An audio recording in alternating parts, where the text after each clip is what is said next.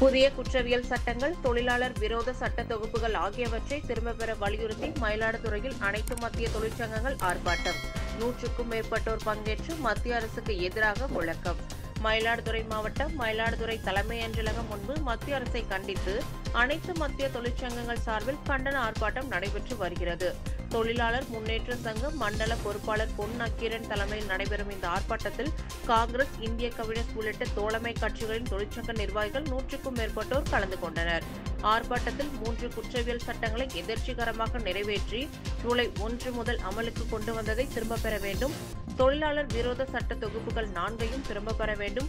விவசாயிகளின் விளைபொருட்களுக்கு குறைந்தபட்ச ஆதார விலை வழங்கிட வேண்டும் என பல உள்ளிட்ட கோரிக்கைகளை வலியுறுத்தப்பட்டன.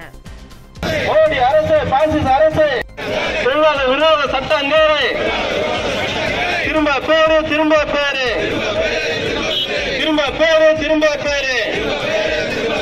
அப்பா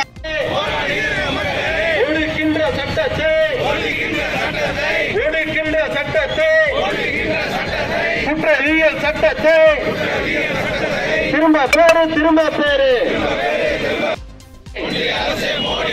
வஞ்சிக்காதே, வஞ்சிக்காதே, வஞ்சிக்காதே, வஞ்சிக்காதே என்று கோரி போராட்டம், நாடு தழுவிய போராட்டம், சங்க போராட்டம் வெல்லட்டும், போராட்டம்.